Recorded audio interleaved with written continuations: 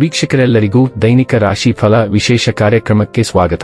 ಇವತ್ತಿನ ಈ ವಿಡಿಯೋದಲ್ಲಿ ನಾವು ವರ್ಷ 2025ರ ನವೆಂಬರ್ ತಿಂಗಳಿನ 12ನೇ ತಾರೀಕಿನ ದಿನದನು ರಾಶಿಯ ಫಲಗಳನ್ನು ತಿಳಿದುಕೊಳ್ಳಲಿದ್ದು, ಈ ದಿನದನು ರಾಶಿಯ ಜಾತಕದವರ ಪಾಲಿಗೆ ಹೇಗೆ ಸಾಬೀತಾಗಲಿವೆ, ಈ ದಿನ ಗ್ರಹ ನಕ್ಷತ್ರಗಳ ಸ್ಥಿತಿಗತಿಗಳೇನು ಮತ್ತು ಇಲ್ಲಿ ಉಂಟಾಗಲಿರೋ ಯೋಗಗಳ್ಯಾವುವು, ಈ ಯೋಗಗಳ ಪ್ರಭಾವ ನಿಮ್ಮ ಮೇಲೆ ಹೇಗೆ ಕಾಣಿಸಿಕೊಳ್ಳಲಿದೆ, ಜತೆಗೆ ಈ ದಿನಗಳಂದು ನೀವು ಹೊಂದಿರಬೇಕಾದ ಎಚ್ಚರಿಕೆ ಏನು ಅನ್ನೋದೆಲ್ಲವನ್ನ ವಿಸ್ತಾರ ರೂಪದಲ್ಲಿ ಇಲ್ಲಿ ತಿಳಿದುಕೊಳ್ಳೋಣ.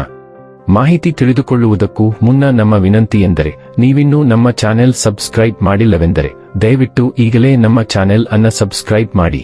ಹಾಗೆ ನಿರಂತರ ವಿಡಿಯೋ ಅಪ್ಡೇಟ್ಸ್ಗಳಿಗಾಗಿ ಪಕ್ಕದ ಬೆಲ್ ಐಕಾನ್ ಕ್ಲಿಕ್ ಮಾಡಿ.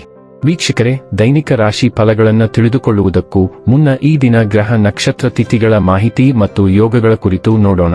ಈ ದಿನವು ಬುಧವಾರದ ದಿನವಾಗಿರಲಿದ್ದು, ಕಾರ್ತಿಕ ಮಾಸದ ಕೃಷ್ಣ ಪಕ್ಷದ ಅಷ್ಟಮಿಯ ತಿಥಿ ಇರಲಿದೆ. ಅಷ್ಟಮಿ ತಿಥಿಯು ಈ ದಿನ ರಾತ್ರಿಯ 10:58 ಇರಲಿದ್ದು, ನಂತರದಲ್ಲಿ ನವಮಿ ತಿಥಿ ಪ್ರಾರಂಭವಾಗಲಿದೆ.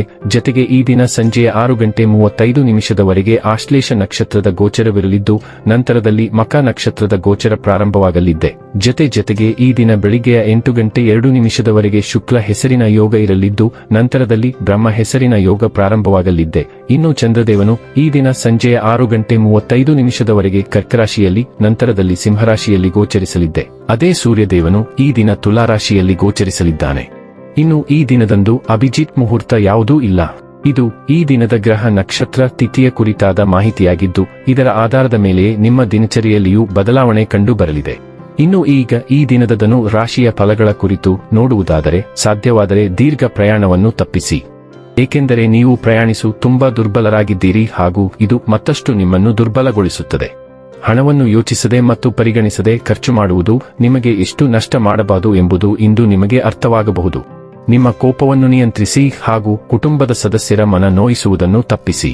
ಇದೇ ಸಮಯದಲ್ಲಿ ಕೋಪ ಅಲ್ಪಾವಧಿ ಹುಚ್ಚು ಹಾಗೂ ಇದು ನಿಮ್ಮನ್ನು ಕೆಲವು ಗಂಭೀರ ತಪ್ಪುಗಳನ್ನು ಮಾಡಲು ಪ್ರೇರೇಪಿಸಬಹುದೆಂದು ಅರ್ಥ ಮಾಡಿಕೊಳ್ಳಿ. ಪ್ರಣಯದ ಮನೋಭಾವದಲ್ಲಿನ ಹಠಾತ್ ಬದಲಾವಣೆ ನಿಮಗೆ ಅಸಮಾಧಾನ ಇರಬಹುದು. ಇಂದು ನೀವು ಸಾಮಾನ್ಯವಾಗಿ ನಿಗದಿಪಡಿಸುವುದಕ್ಕಿಂತ ಹೆಚ್ಚಾಗಿ ನಿಮ್ಮ ನಿರೀಕ್ಷೆಗಳನ್ನು ಅಳವಡಿಸಿಕೊಳ್ಳುವ ಪ್ರವೃತ್ತಿ ಹೊಂದಿರುತ್ತೀರಿ. ಫಲಿತಾಂಶಗಳು ನಿಮ್ಮ ನಿರೀಕ್ಷೆಗಳಂತೆ ಇರದಿದ್ದಲ್ಲಿ ನಿರಾಸೆ ಹೊಂದಬೇಡಿ.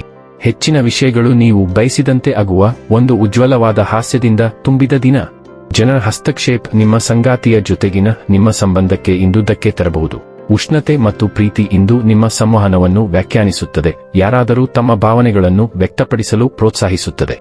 ಆದಾಗ್ಯೂ ಕಹಿ ಅನುಭವಗಳು ಇನ್ನೂ ನಿಮ್ಮ ಮನಸ್ಸಿನಲ್ಲಿವೆ, ಆದರೆ ನೀವು ಬಹಳ ದಿನಗಳಿಂದ ಹಿಡಿದಿಟ್ಟುಕೊಂಡಿರುವ ಎಲ್ಲಾ ನಕಾರಾತ್ಮಕತೆ ಮತ್ತು ದ್ವೇಷಗಳನ್ನು ಬಿಡುವ ಸಮಯ ಇದು. ಆರೋಗ್ಯ ಮತ್ತು ಸ್ವಾಸ್ಥ್ಯ ಬಗ್ಗೆ ತಿಳಿದುಕೊಳ್ಳೋಣ. ನಿಮ್ಮ ದೃಷ್ಟಿ ದಿನೇ ದಿನೇ ದುರ್ಬಲಗೊಳ್ಳುತ್ತಿದೆ.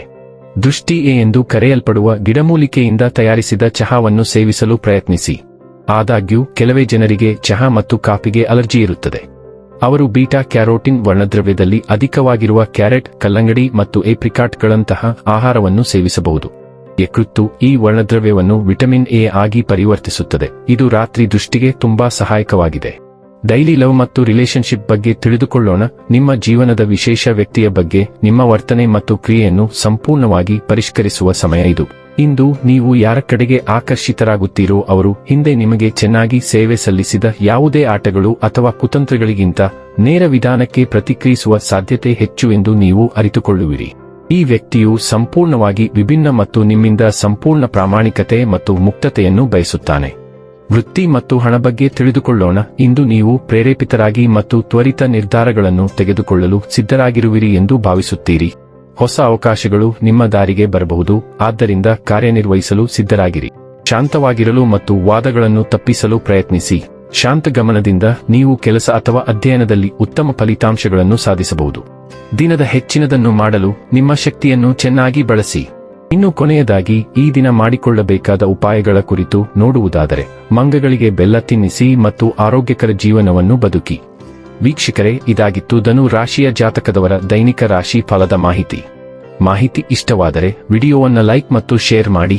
ಹಾಗೆ ಚಾನೆಲ್ ಸಬ್ಸ್ಕ್ರೈಬ್ ಮಾಡುವುದರ ಜೊತೆಗೆ ನಿರಂತರ ವಿಡಿಯೋ ಅಪ್ಡೇಟ್ಸ್ಗಳಿಗಾಗಿ ಪಕ್ಕದ ಬೆಲ್ ಐಕಾನ್ ಕ್ಲಿಕ್ ಮಾಡಿ.